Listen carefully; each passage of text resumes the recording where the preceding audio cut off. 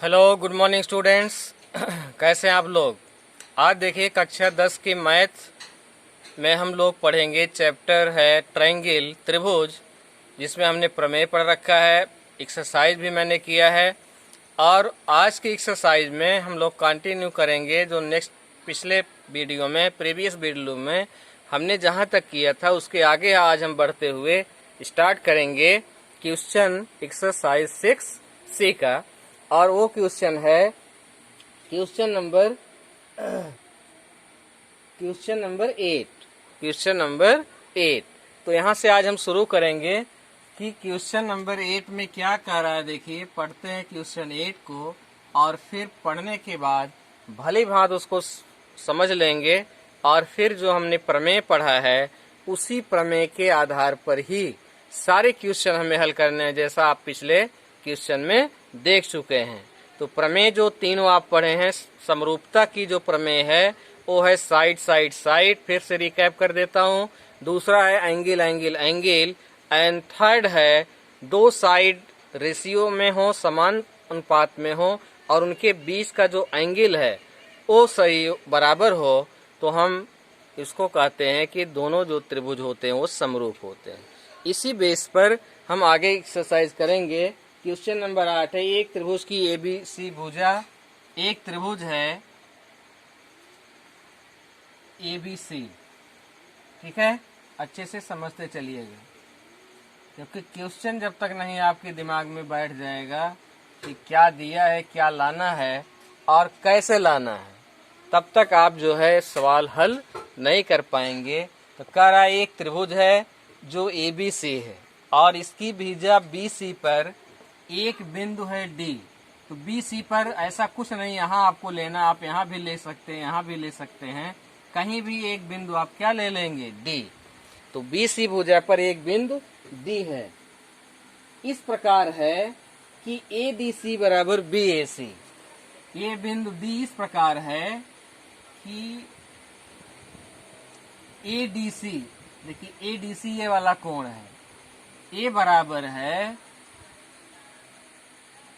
ADC बराबर BAC। BAC माने इस कोण के बराबर है। यह वाला कोण इस पूरे कोण A के क्या है, बराबर है। ये आपको प्रश्न में दिया गया है। तो कह रहा है सिद्ध कीजिए कि CA स्क्वायर बराबर CB इंटू CD। तो सबसे पहले इसको लिख लेते हैं, दिया है, क्या लिखते हैं, दिया है त्रिभुज ABC जिसमें भुजा BC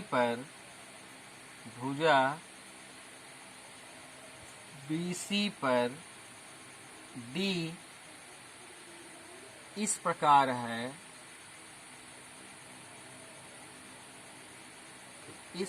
है कि कोण ADC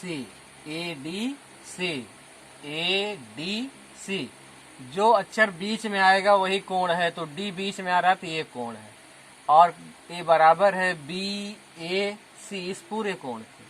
तो कोण BAC दिए गया है। सिद्ध करना है,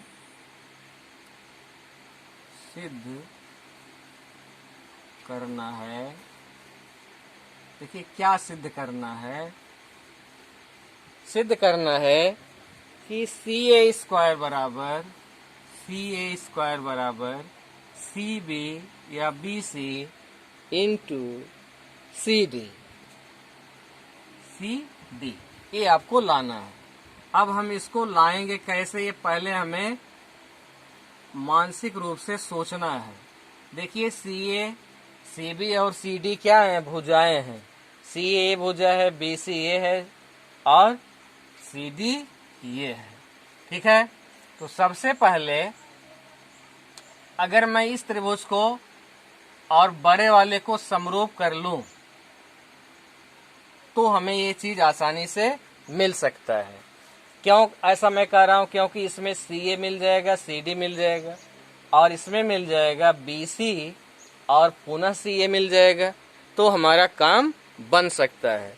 ऐसा मैं इसलिए कह रहा हूं क्योंकि बिना समरूप किए मैं उनकी भुजाओं में अनुपात लिख नहीं सकता, और जब उनकी भुजाओं में अनुपात नहीं आएगा तो ये चीज जो है अनुपात ये है और कुछ नहीं है, तो हम नहीं कर पाएंगे सवाल।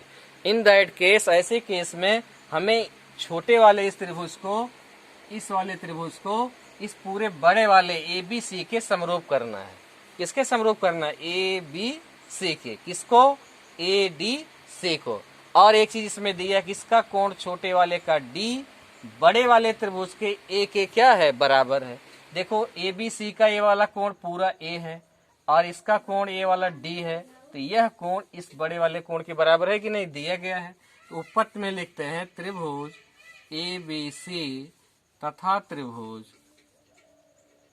ADC में, ठीक, क्या दिया है कि कोण ABC का देखो कौन सा कोण है? BAC बराबर है कोण ADC। कहां से आपको मिला?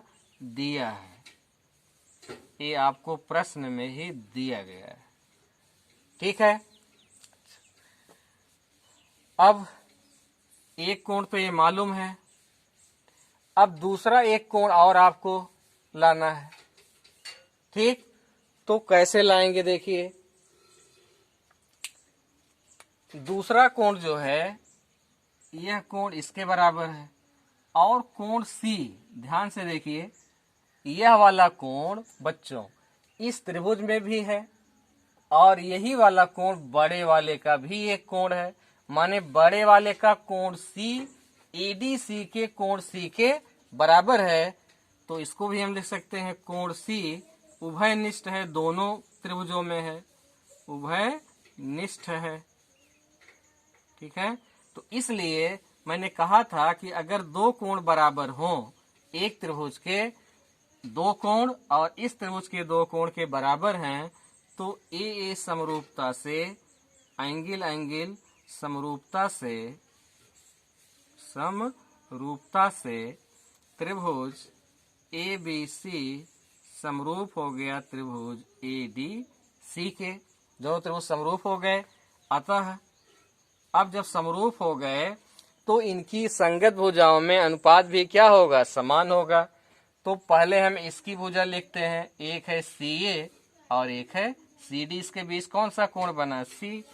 तो CA बटे CD ये बराबर हो जाएगा।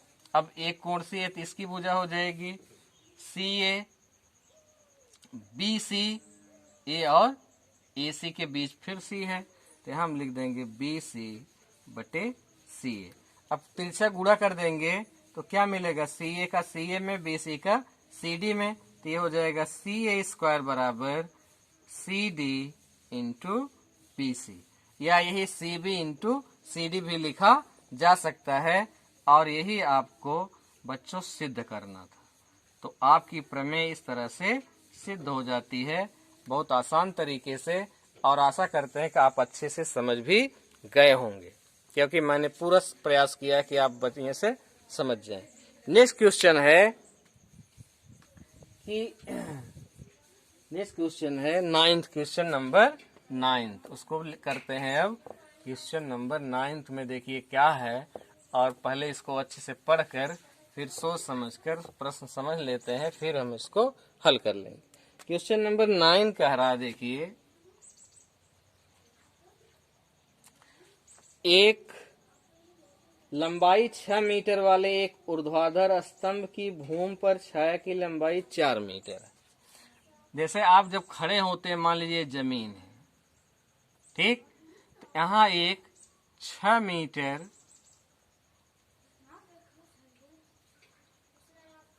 मीटर ये इसकी लंबाई है, ऊंचाई जिसको बोल रहे हैं। जब देखिए कोई व्यक्ति जमीन पर खड़ा होगा, बच्चों आपने देखा होगा धूप वगैरह में कि जब आप जमीन पर खड़े होते हैं तो छाया आपकी कहाँ बनती है? आप खड़े होते हैं ऐसे, लेकिन छाया आपकी, जैसे आप खड़े हैं ऐसे, तो छाया ये इतनी वाली छाया किधर बनेगी? जमीन पर। और कैसे बनती है? लंबवत। तो इसकी छाया दिखाना है तो ये वाली हम इस दूरी को क्या मानेंगे? छाया। और ये है 4 मीटर। कितने मीटर है? 4 मीटर। फिर कह रहा है जबकि उसी समय एक मीनार की छाया की लंबाई 28 मीटर है और उसी समय एक मीनार जमीन पर है। तो मीनार आप जानते हैं थोड़ा बड़ी होगी खंभे से, ठीक है। और इस मीनार की छाया, अब आप समझ सकते हैं मीनार यहाँ है तो यहाँ से लेकर यहाँ तक ये पूरी लंबाई इसकी छाया हो जाएगी। तो ये है कितने मीटर? 28 मीटर है। कितने मीटर है? 28 मीटर है। ये है मीनार। क्या है? मीनार। ठीक। तो कह रहा है मीनार की छाया, मीनार की ऊंचाई ज्ञात कीजिए। तो इसकी ऊंचाई मान लेते हैं एच, तो एच हमको निकालना है। एच का मान क्या करना है? निकालना है।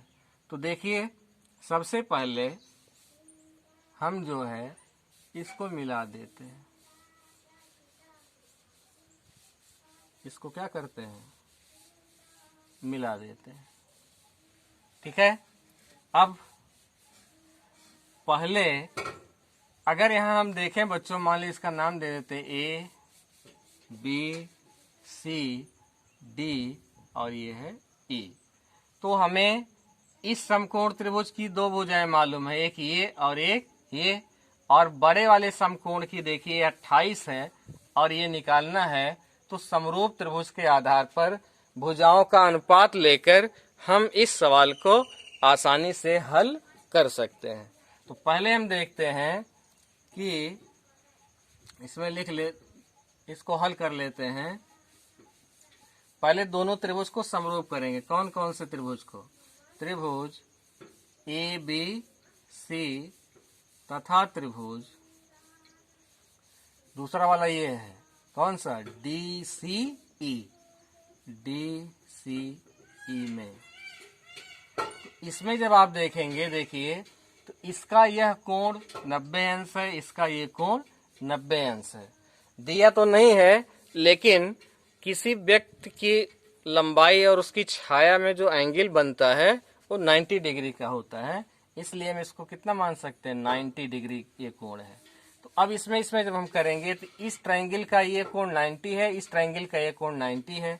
तो हम लिख सकते हैं कि कोण E इक्वल टू कोण B, और कितना है ये? 90 अंश है। दूसरा जो एंगल है देखिए C इसमें भी है और C बड़े वाले में भी है, माने C दोनों त्रिभुजों में है। तो कोण C जो है ये उभयनिष्ठ है या दोनों में है, लिख दीजिए। ठीक है। तो ये दोनों में है, ये भी आपको मिल गया। अब अगर इस ट्रायंगल का दो एंगल इसके बराबर है तो ये दोनों त्रिभुज जो है क्या हो जाएंगे? सिमिलर हो जाएंगे या समरूप हो जाएंगे, त्रिभुज डी सी ई के।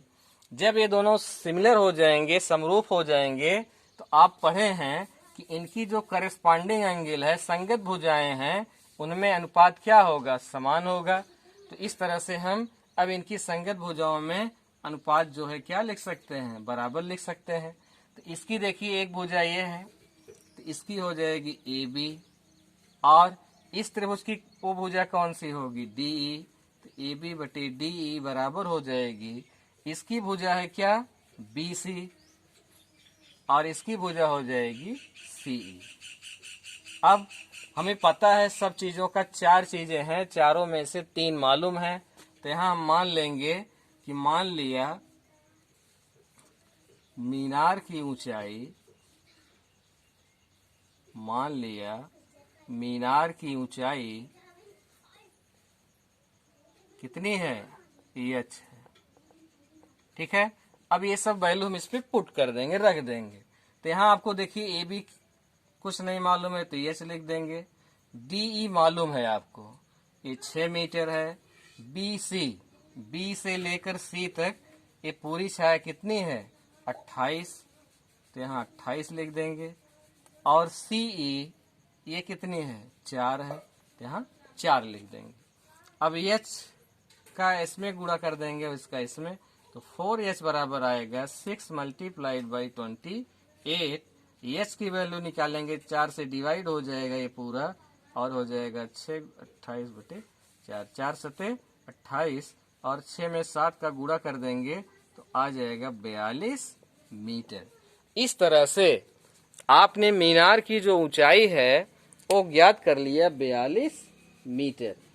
ठीक है, तो इस तरह से देखिए हमने जो है समरूपता के आधार पर, अब इसको हम ये कह सकते हैं कि समरूप त्रिभुजों के गुण के आधार पर हम दो वस्तुओं की समानता कर सकते हैं या उनकी लंबाइयां, ऊंचाइयां, छाया, तमाम प्रश्न इस पर बन सकते हैं। अब इन चार चीजों में ऐसे तमाम सवाल आपको मिलेंगे कि ये भुजा, इन चार भुजाओं में से कोई, जैसे मान लो ये मालूम होती तो आपसे BC पूछ सकता था। आपको ये दिया है, ठीक, ये दिया है, ये दिया है, तो आपसे BC पूछ सकता है। आपको BC दिया है, ये दिया है, ये दिया है, तो C भी पूछ सकता है।